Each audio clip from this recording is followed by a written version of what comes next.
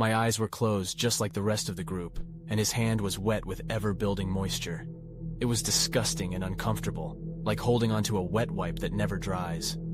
The woman's hand was far worse, though. A couple of warts here and there, super dry to touch, and cracked sores that had split open multiple times. It was like holding night and day in either hand, but neither one made you happy. "Okay," I said. "Is everybody ready?" They all nodded in perfect unison. "Then let's begin." The first 4 or 5 attempts were pure failures. We got nothing. "Something has to be wrong with the circle," I concluded. "In a moment, I'm going to stand up and break our connection. Adam and Sarah, remake the circle when I leave and make sure you don't knock your glass of life that's in front of you. Do not spill a drop." The break and reconnection was successful, and as I walked around the back of each of them, I ever so lightly touched their shoulders and soaked up some of their aura. Everyone seemed fine until I reached the little girl. Her name was Tanya. 12 years old and burn scars covered her entire face. I assumed her body also. When I touched the others, I got very clear readings. Adam lost his wife. Sarah lost her mom, and Stevie lost his sister. But when I touched Tanya, I got nothing. No regrets, no pain, nothing. And what was even stranger, her glass of life was already empty.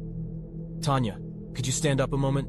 Her torn and ragged clothes were at least a couple sizes too big, and most of her hair had been singed away. "Who are you trying to contact today, sweetie?" I asked, never taking my eyes from her empty glass. She didn't answer. "Tanya, you know why we're here?" she finally whispered. "Well, I know you're all trying to contact the loved ones you've left behind. But I believe it hasn't worked so far because your glass of life is empty." I gulped hard before I could even say the word. "You know what happens to your loved one once it's empty, right?" "No," Tanya whispered. "We're not here for a loved one." "Then who are you here for, sweetie?" She took in a deep breath before heavily huffing it back out. "We're here for you, Mom." I let go of her shoulders and took a step back. Confusion filled my face. "You tried to kill us, Mom, in the fire. Don't you remember? You tried to kill us. All of us. We just wanted to say goodbye, I guess." The walls that safely surrounded me began collapsing among themselves, like tiles dropping from an ungrouted wall, revealing the terrifying world I had once taught my daughters. The world I had forever feared. "You belong in the blind lands, Mom," said Sarah.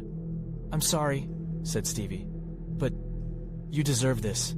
Adam said nothing, but they all made sure they emptied their glasses.